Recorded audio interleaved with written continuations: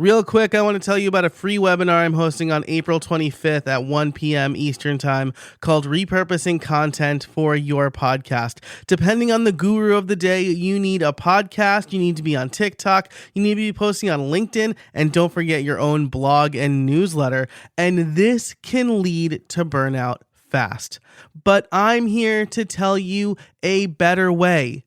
By repurposing content, there's a reason I'm able to publish 3 podcast episodes per week, 3 newsletters, and post on LinkedIn almost daily. So in this free 60-minute webinar, you will learn how to capture content ideas as easily as possible, how to build your own content flywheel from content you've already created, how to keep track of everything, and how to create a two-way street where you're repurposing for and from your podcast. Sign up for free today at profitablepodcaster.fm/repurpose. If you are struggling to create content, you need this webinar. Again, that URL is profitablepodcaster.fm/repurpose.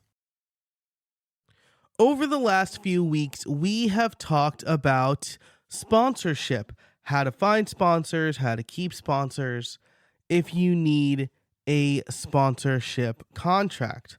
But what we haven't talked about yet is perhaps the question I get the most. How do I price my sponsorship? Now, you'll know if you've been listening that I reference a few ways in previous episodes. The most common is cost per milli or CPM, but I have a different way for you, and that's what I want to talk about in today's episode. So hang tight, because I am going to give you the formula, the framework that you need to price your sponsorships. Hello and welcome to Make Money Podcasting, where I teach you how to make your first $10,000 with your podcast. On this show, you'll learn tried and true methods to increase your revenue and turn your podcast from a money pit into a money maker. Hi, I'm your host, Joe Casabona, and my podcasts have been making money from day one without a lot of downloads. I'll share everything I know with you here on Make Money Podcasting. So first, let's talk about CPM. This is a term that you've probably heard before because this is the most common way to price sponsorship for big podcasts.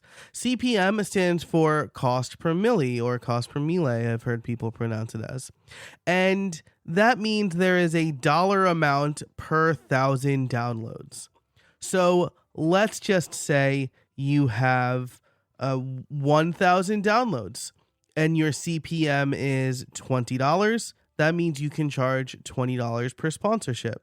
If your CPM is 5,000 downloads, and this is downloads per episode within a 30-day period, just to be clear. So again, if your CPM is 5,000 downloads in the first 30 days per episode, then you can charge $100 per sponsorship. Now, if you're getting 5,000 downloads in the first 30 days, that puts you in the top 5% of podcasts. This podcast isn't getting that many. How I Built It, my main podcast, gets about that many, but I charge a lot more than $100 per sponsor spot per episode. In fact, I charge double or triple that. And that's because, again, you likely don't have that many downloads, and there are some real costs to both getting sponsors and running your podcast. And a CPM of the average, kind of last time I checked, this depends on category, but the average is between $18 and $24.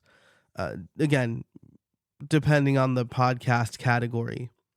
So if we just say $20, for most podcasts, that's not going to be worth it. Like it wouldn't be worth it to sell at 1,000 downloads per 30 days. CPM just wouldn't make sense. You'd make a lot more money not selling those ad spots and instead selling your own product or promoting your mailing list, because I'm going to guess that the email addresses on your mailing list are worth a lot more than $20. So how can smaller podcasters like you, like me, make money with sponsorship? Well, you probably don't have the downloads, but you might have followings in other areas. Facebook, Twitter, Instagram, TikTok, your social media, other social media, your mailing list, YouTube, website visitors. You probably have an audience bigger than just the number of downloads in your podcast. I've coached people who have smaller podcasts, but they have a mailing list of 8 or 10,000, and newsletter sponsorships are blowing up right now. So when you put together an offer, instead of calculating your cost based on CPM, you can calculate what I call your overall reach. I've heard other podcasters use that term or other terms, but you're basically calculating for your sponsor how many people overall you'll reach. So let's look at an example. Let's say you get 50 downloads per episode over a 30-day period, but you have 4,000 Twitter followers. You have 600 Instagram followers. Your mailing list is, let's say, 2,000. So I think I have to read the tape back, but we said 50 downloads, 4,000 Twitter followers. So that's 4,050. 600 Instagram followers. That is 4,650. 2,000 people on your mailing list.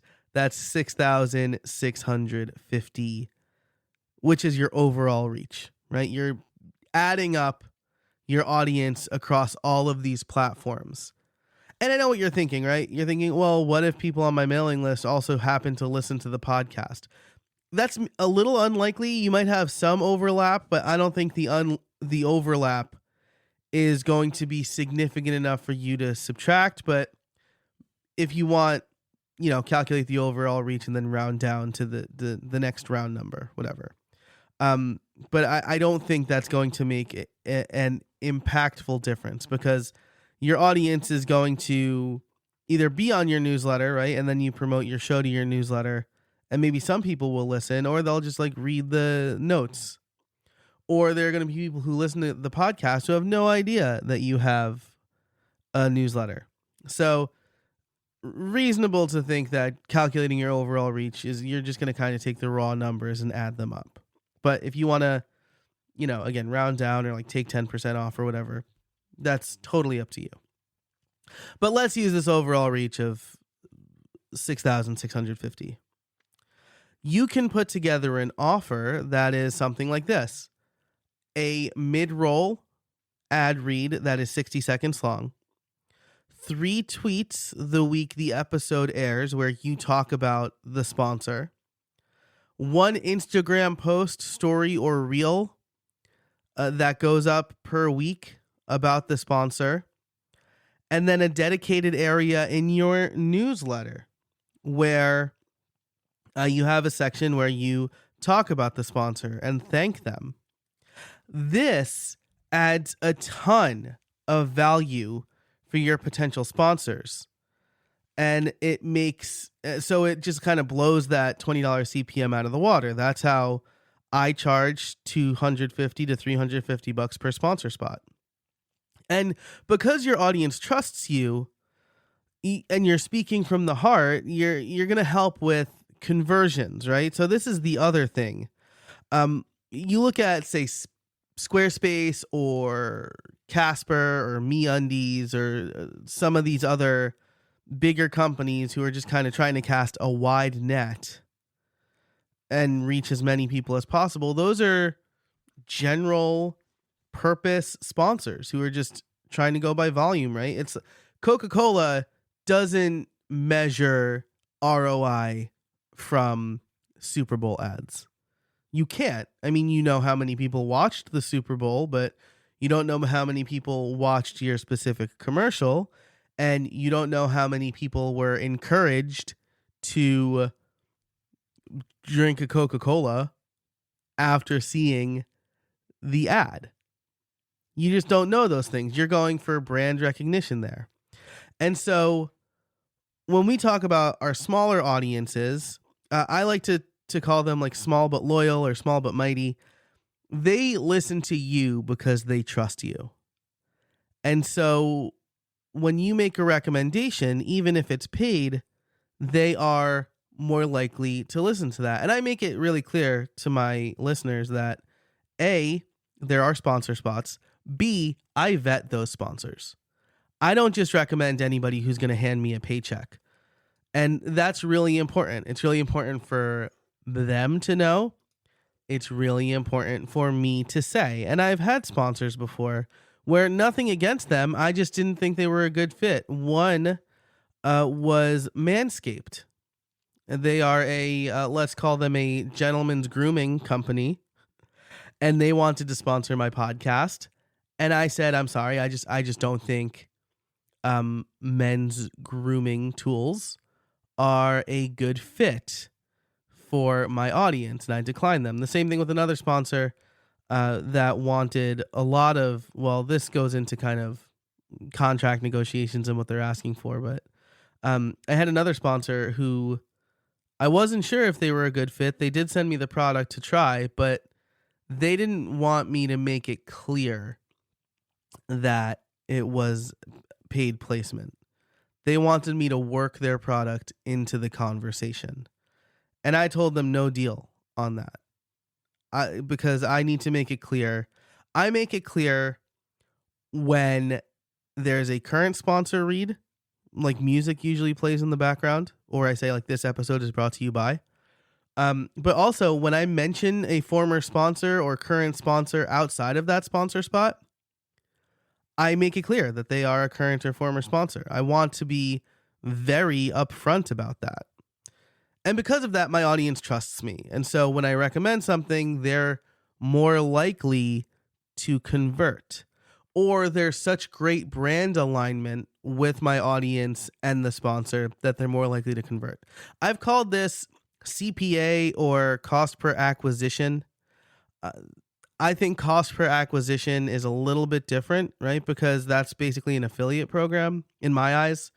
If you're getting paid per acquisition, that is an affiliate program. And I personally don't do affiliate programs, and sponsorships are very different to me. And so if a brand just comes to me and they say, well, we don't want to sponsor your podcast, but we'll do an affiliate program, that's not going to work for me. There are a few affiliate programs that work for me. So that is, I think CPA or cost per acquisition is different, but calculating your overall reach, this is the formula you want. And I'm not going to tell you like how much to charge. Like there's no like formula like, oh, calculate your overall reach and then divide by 5. And that's how much you can charge per sponsor spot. It really depends on what you offer to the sponsor and how much your clout or your trust is worth to the sponsor. I will say this though. I recently interviewed Justin Moore on my main podcast. I shouldn't call it my main pod. It's my interview podcast. It's my older podcast, I guess. I do both of these weekly, so they're both my main podcasts. But on how I built it, I interviewed Justin Moore, and he told me that we should stop making our prices public. I had prices listed on the sponsor page, so sponsors could just be like, yep, okay, this is the package I want. But again, that works for maybe bigger, and like NPR doesn't make their prices public, but maybe for bigger podcasts where they are straight up calculating CPA or CPM, that's going to make more sense. But for us, where we're adding value beyond just reading a sponsor spot, you're probably going to want to come up with a custom package. And so I thought that Justin offered really good advice here that I want to reiterate here. I will link his episode in the show notes for this, which you can find in your podcast app or over at makemoneypod.com/214. That's season 2, episode 14. So the advice he gives is get on a call with the sponsor. I know that people, especially in my former space, never wanted to get on a call. They're like, why would anybody want to talk to somebody on the phone? But let me tell you, if somebody is willing to hand you like a $10,000 check, they're worth the phone call. Even if it's just to make sure that you're not like some fly-by-night email address that's going to take their money and run. So get on the call with them and ask them this question. What makes this a win for you? Because honestly, some brands might not be looking for conversions. Maybe they're looking for brand awareness. Maybe they just want to be associated with you because you're a trusted voice in your space. That happens to me a lot in the WordPress space. WordPress companies will approach me. They want to sponsor my work because they want me talking about their stuff. And so take some notes.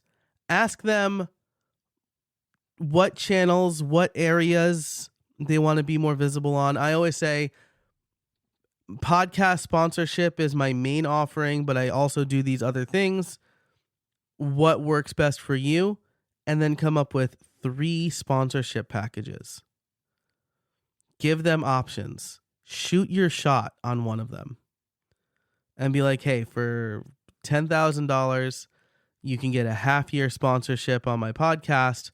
I'll create 3 videos on my YouTube channel, and I'll post a Instagram reel, 10 Instagram reels that you can then repurpose for like organic sharing. So for us, for me, for you, it's not just about CPM. It's about offering value to a brand that wants to align themselves with us. And so to recap, don't use CPM to price your podcast sponsorships. Instead, calculate your overall reach. Look at the places where you have presence, add up all of those subscribers, followers, listeners, and then think of a few things, right? You don't have to go into every sponsorship like pitch call cold. Think of a few things you're willing to offer sponsors, right? If you're not willing to make YouTube videos, then don't offer it. If you prefer to make reels where you talk about the brand or you highlight the brand in some way, then do that instead. And create this kind of a la carte menu for yourself. Get on a call with a potential sponsor and come up with a custom package based on what makes a win for them. So there you go. That's how you price your sponsorship. I hope this was really helpful for you. If it is, share this episode with a friend and say, hey, I know that you do sponsorships. Here's how Joe prices his, and this is how he's been doing it for 7 years. His podcast was sponsored before it even launched. So I'd really appreciate that. Thanks so much for listening to Make Money Podcasting. Again, for all the show notes, you can head over to makemoneypod.com/214. And until next time, I can't wait to see what you make.